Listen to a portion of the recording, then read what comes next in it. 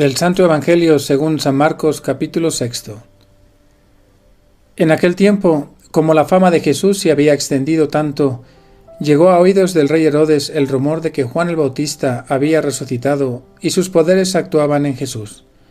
Otros decían que era Elías, y otros que era un profeta, comparable a los antiguos. Pero Herodes insistía: es Juan, a quien yo le corté la cabeza y que ha resucitado. Herodes había mandado apresar a Juan y lo había metido y encadenado en la cárcel. Herodes se había casado con Herodías, esposa de su hermano Filipo, y Juan le decía: no te está permitido tener por mujer a la esposa de tu hermano. Por eso Herodes lo mandó encarcelar. Herodías sentía por ello gran rencor contra Juan y quería quitarle la vida, pero no sabía cómo, porque Herodes miraba con respeto a Juan, pues sabía que era un hombre recto y santo, y lo tenía custodiado. Cuando lo oía hablar, quedaba desconcertado, pero le gustaba escucharlo. La ocasión llegó cuando Herodes dio un banquete a su corte y sus oficiales y la gente principal de Galilea, con motivo de su cumpleaños. La hija de Herodías bailó durante la fiesta y su baile les gustó mucho a Herodes y a sus invitados. El rey le dijo entonces a la joven: «Pídeme lo que quieras y yo te lo daré». Y le juró varias veces: «Te daré lo que me pidas, aunque sea la mitad de mi reino». Ella fue a preguntarle a su madre: «¿Qué le pido?». Su madre le contestó: «La cabeza de Juan el Bautista». Volvió ella inmediatamente junto al rey y le dijo: «Quiero que me des ahora mismo en una charola la cabeza de Juan el Bautista». El rey se puso muy triste, pero debido a su juramento y a los convidados, no quiso desairar a la joven, y enseguida mandó a un verdugo que trajera la cabeza de Juan. El verdugo fue, lo decapitó en la cárcel, trajo la cabeza en una charola, se la entregó a la joven y ella se la entregó a su madre. Al enterarse de esto, los discípulos de Juan fueron a recoger el cadáver y lo sepultaron. Palabra del Señor. Hasta el mismo rey Herodes se preocupaba por ti. Incluso pensó que tú eras Juan el Bautista, resucitado. Su conciencia no le dejaba tranquilo tras haber mandado matar a tu primo Juan. Es la historia que se repite a lo largo de los siglos. Corrupción, lucha de poder, asesinatos, abusos, la decadencia del ser humano por no seguir la conciencia rectamente formada. Son modos de actuar humanos que criticamos en los políticos, empresarios, figuras públicas, pero que no nos vendría mal aplicar también a nuestra vida. Herodes había mandado a la cárcel a Juan el Bautista, porque como profeta le había recriminado que no le estaba permitido vivir con la mujer de su hermano. Y a pesar de quererle quitar la vida, temía a la gente porque lo veía como un profeta. Vemos aquí un hombre dividido que ha roto su conciencia y actúa para los demás. Busca callar su conciencia con una injusticia y busca mantenerse en el poder contentando a la gente. Pero ahora ya no va a ser la gente, sino sus invitados los que va a tener que contentar, siendo fiel a su juramento de dar a su hijastra todo lo que pidiese. Su amante, la madre de la niña, le pide la cabeza de Juan el Bautista.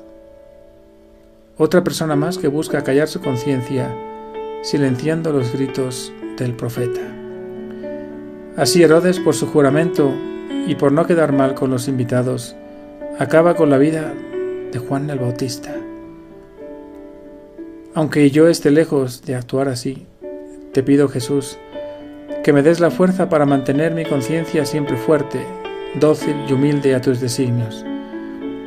En primer lugar, a buscar el bien y evitar el mal, a seguir esa voz interna que es el eco de la tuya, a no hacer a los demás lo que no quiero que me hagan, a no justificarme con calmantes como todo el mundo lo hace, está de moda, no hay nada que pueda hacer, nadie se va a enterar.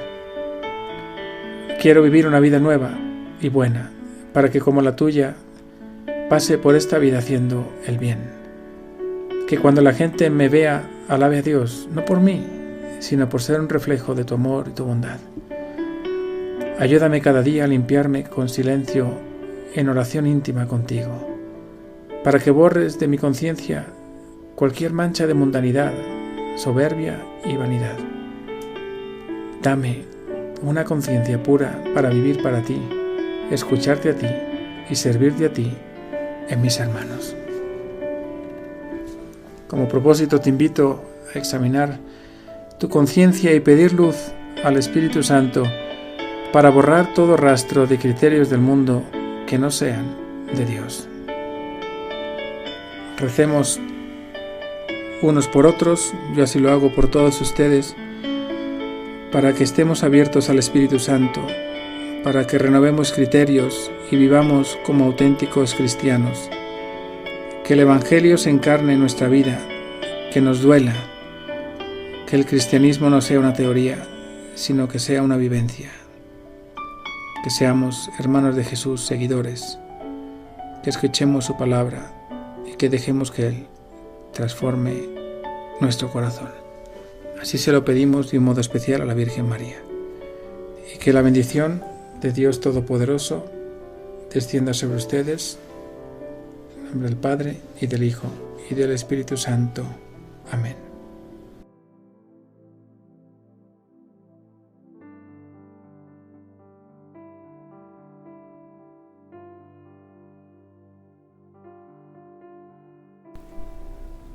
Cada 29 de agosto la Iglesia Católica conmemora el martirio de Juan Bautista.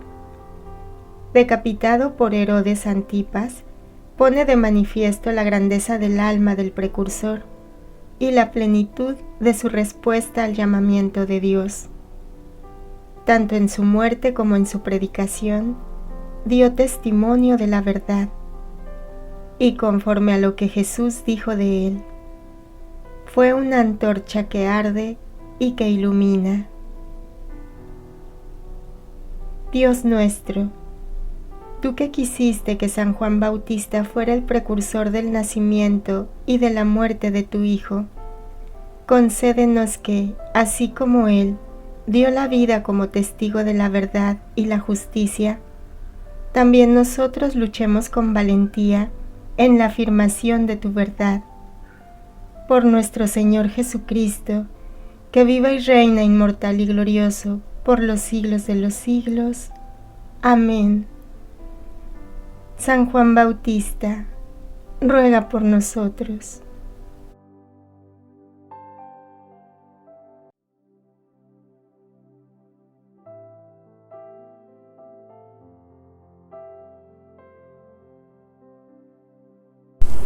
Comentarios y meditaciones desde la tradición de la Iglesia.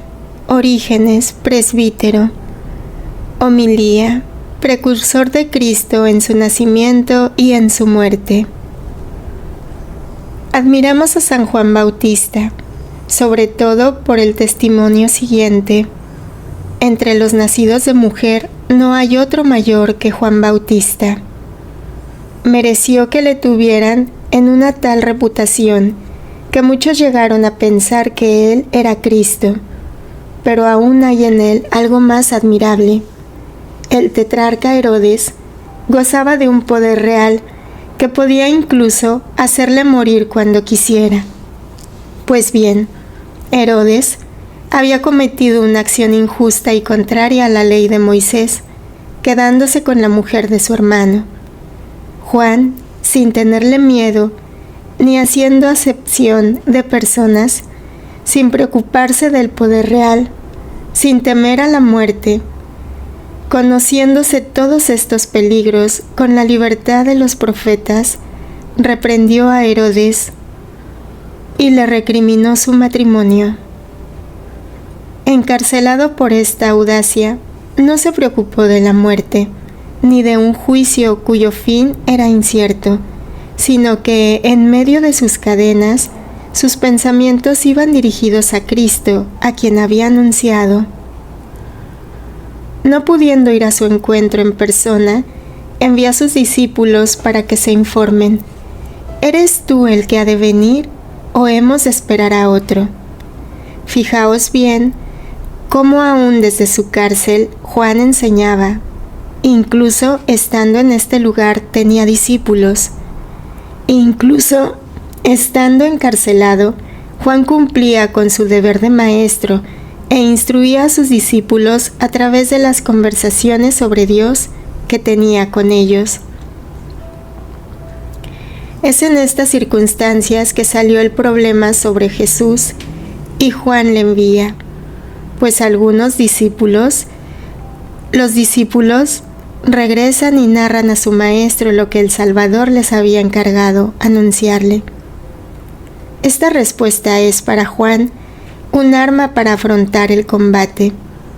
Muere con esta certeza y a gusto se deja decapitar, asegurado por la palabra del mismo Señor que aquel en quien él creía era verdaderamente el Hijo de Dios. Tal ha sido la libertad de Juan Bautista. Tal ha sido la locura de Herodes, el cual añadió a otros numerosos crímenes. Primero el encarcelamiento y después la muerte de Juan Bautista.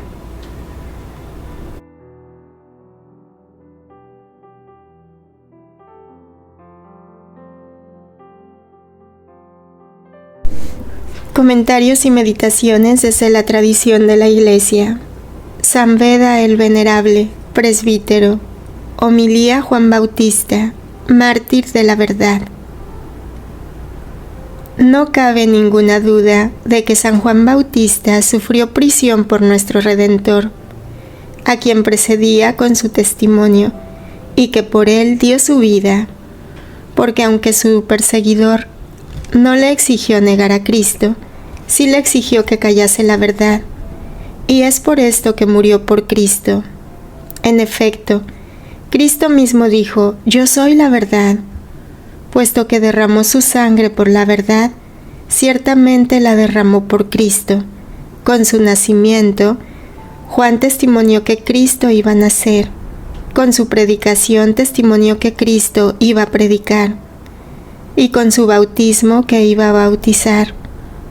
Al sufrir su pasión significaba que Cristo también debía sufrirla. Este hombre tan grande llegó pues al término de su vida derramando su sangre después de una larga y penosa cautividad. Habiendo anunciado la buena nueva de la libertad de una paz superior, fue arrojado en prisión por unos impíos. Fue encarcelado en la lobreguez de un calabozo, el que había venido a dar testimonio de la luz. En su propia sangre es bautizado el que tuvo el honroso encargo de bautizar al Redentor del mundo, de escuchar la voz del Padre dirigida a Cristo y ver descender sobre él la gracia del Espíritu Santo. Ya lo dijo el apóstol Pablo: «A vosotros se os ha dado la gracia de creer en Jesucristo y aún de padecer por él». Filipenses 1:29. Y si dice que sufrir por Cristo es un don que éste concede a sus elegidos, es porque, tal como dice en otro lugar, considero que los trabajos de ahora no pesan lo que la gloria que un día se nos descubrirá. Romanos 8:18.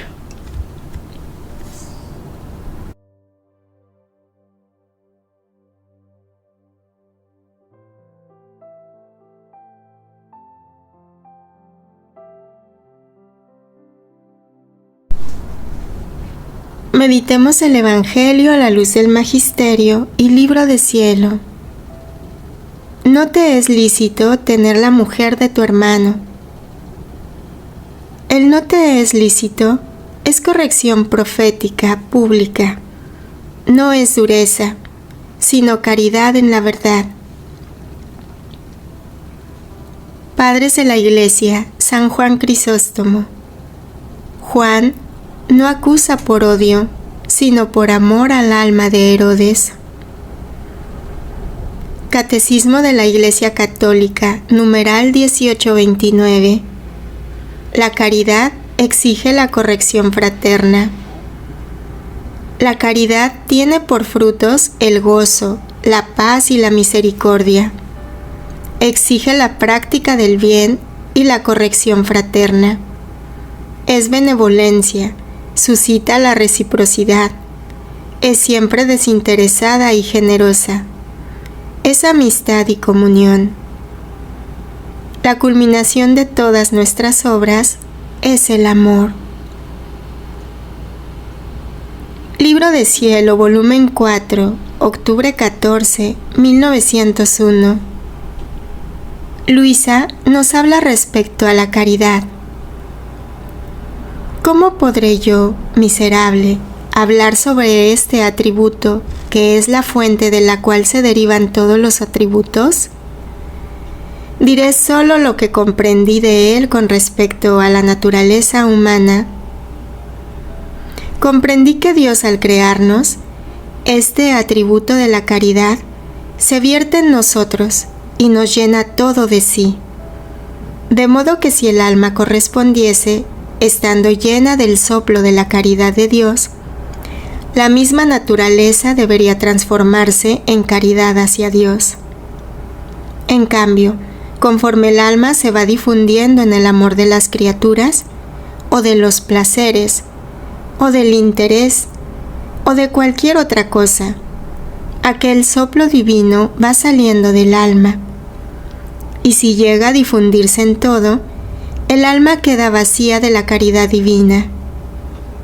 Y como al cielo no se entra si no se es un complejo de caridad purísima, toda divina, si el alma se salva, este soplo recibido al ser creada, lo irá a readquirir a fuerza de fuego en las llamas purgantes, y solo saldrá cuando llegue a desbordarse de esta caridad.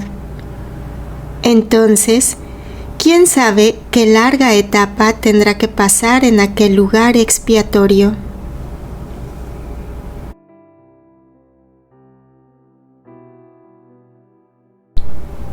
Porque Herodes temía a Juan, sabiendo que era justo y santo. Padres de la Iglesia, Remigio. Su inclinación libidinosa le obligó a poner la mano en aquel a quien tenía por justo y santo, lo que nos hace ver que un pecado menor es causa de otro mayor, conforme a lo que se lee en Apocalipsis. El que está sucio, prosiga ensuciándose. Catecismo de la Iglesia Católica, numeral 1809. La templanza es la virtud moral que modera la atracción de los placeres y procura el equilibrio en el uso de los bienes creados, asegura el dominio de la voluntad sobre los instintos y mantiene los deseos en los límites de la honestidad. Libro de Cielo, volumen 17, noviembre 27, 1924. Pobre criatura, cómo es pequeño su lugarcito, y además de pequeño, no es ni siquiera estable y fijo su lugar. Hoy en un punto, mañana arrojada a otro. Esta es también la causa de que hoy ama. Le agrada una persona, un objeto, un lugar, y mañana cambia y quizá hasta desprecia lo que ayer le agradaba y amaba. Pero ¿sabes tú qué es lo que hace mutable a la pobre criatura? La voluntad humana la vuelve voluble en el amar, en los placeres, en el bien que hace. La voluntad humana es aquel viento impetuoso que mueve a la criatura como una caña vacía a cada soplo, ahora a la derecha y ahora a la izquierda.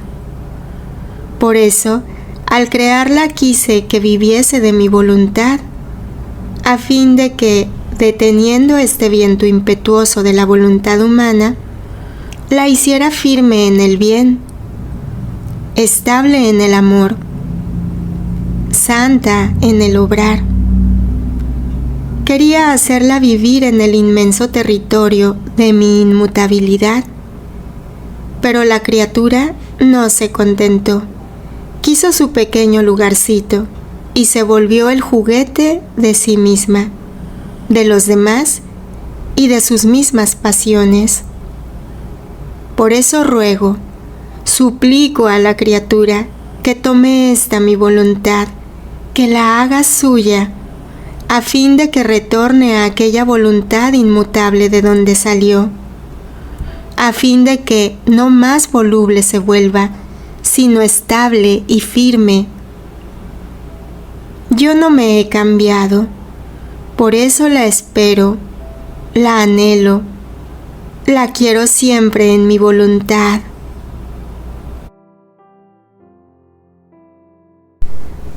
Cuando los discípulos de Juan lo supieron, fueron a recoger el cadáver y lo sepultaron. Juan Bautista, mártir por la verdad. Padres de la Iglesia, San Cipriano. No existe comparación entre los sufrimientos del tiempo presente y la gloria que un día Dios nos revelará. Romanos 8:18. La tierra nos encarcela por sus persecuciones, pero el cielo permanece abierto. ¡Qué honor y qué seguridad salir de este mundo con alegría! De salir glorioso atravesando pruebas y sufrimientos. Cerrar un instante los ojos que veían a los hombres y al mundo, para volverlos a abrir enseguida y ver a Dios y a Cristo. Catecismo de la Iglesia Católica, numeral 1173. Cuando la Iglesia, en el ciclo anual, hace memoria de los mártires y los demás santos, proclama el misterio pascual cumplido en ellos, que padecieron con Cristo y han sido glorificados con Él. Propone a los fieles sus ejemplos, que atraen a todos por medio de Cristo al Padre, y por sus méritos implora los beneficios divinos. Libro de Cielo, volumen 12, marzo 14, 1920. Oh hombre, cuánto me cuestas. Tú formaste el martirio a mi humanidad, la que arrebatada de locura de amor por ti se sometió a todas tus penas, y continúas formando el martirio de quien arrebatada de amor por mí y por ti, se ofrece víctima ante mí por causa tuya. Así que mi martirio es continuo, es más, lo siento más a lo vivo porque es martirio de quien me ama, y el martirio del amor sobrepasa en modo casi infinito a todos los demás martirios juntos. Fiat. Concluimos con esta síntesis del Concilio Vaticano II, Declaración Testigos de la Verdad. Cristo dio testimonio de la verdad, pero no quiso imponerla por la fuerza a los que le contradecían, pues su reino no se impone con la violencia, sino que se establece dando testimonio de la verdad y prestándole oído, y crece por el amor con que Cristo, levantado en la cruz, atrae a los hombres a sí mismo. Los apóstoles, amaestrados por la palabra y por el ejemplo de Cristo, siguieron el mismo camino, no por acción coercitiva, ni por artificios indignos del Evangelio, sino ante todo por la virtud de la palabra de Dios. Anunciaban a todos resueltamente el designio de Dios Salvador, que quiere que todos los hombres se salven y vengan al conocimiento de la verdad. Pero al mismo tiempo respetaban a los débiles, aunque estuvieran en el error, manifestando de este modo cómo cada cual dará a Dios cuenta de sí, debiendo obedecer a su conciencia. Ellos defendían con toda fidelidad que el Evangelio era verdaderamente la virtud de Dios para la salvación de todo el que cree, despreciando, pues, todas las armas de la carne y siguiendo el ejemplo de la mansedumbre y de la modestia de Cristo. Predicaron la palabra de Dios confiando plenamente en la fuerza divina de esta palabra para destruir los poderes enemigos de Dios. Como el Maestro, reconocieron la legítima autoridad civil y al mismo tiempo no tuvieron miedo de contradecir al poder público cuando éste se oponía a la santa voluntad de Dios. Hay que obedecer a Dios antes que a los hombres. Este camino lo siguieron innumerables mártires y fieles a través de los siglos y en todo el mundo. Confrontación. Digo la verdad, cuando puede costarme prestigio, relaciones o comodidad, o como Herodes, prefiero quedar bien con los hombres antes que con Dios. ¿Tengo el valor de corregir con caridad lo que es pecado, aunque sea impopular? ¿O me vuelvo cómplice por silencio?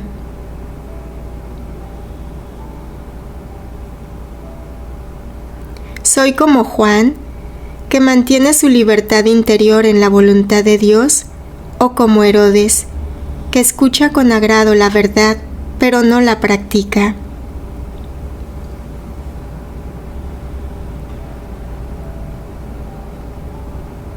¿Vivo bajo la influencia del qué dirán, como Herodes, ante sus convidados, más que en obediencia a Dios?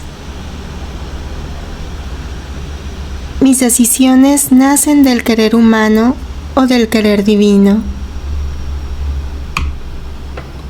¿Permito que mis sentidos dominen mis actos como en el banquete?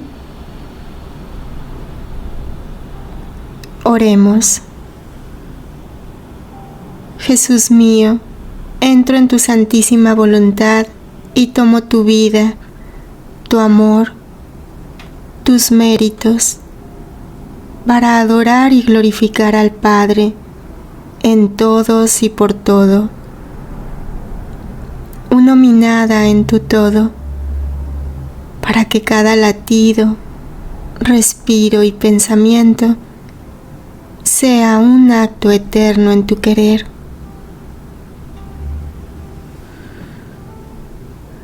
Recorro en tu voluntad todas las generaciones pasadas, presentes y futuras, abrazando a todas las almas, para que ninguna se pierda y todas vivamos en tu reino de amor. Fiat. Gloria al Padre, y al Hijo, y al Espíritu Santo, como era en el principio, ahora y siempre, por los siglos de los siglos. Amén. Ven, divina voluntad, ven a reinar en nosotros. Fiat.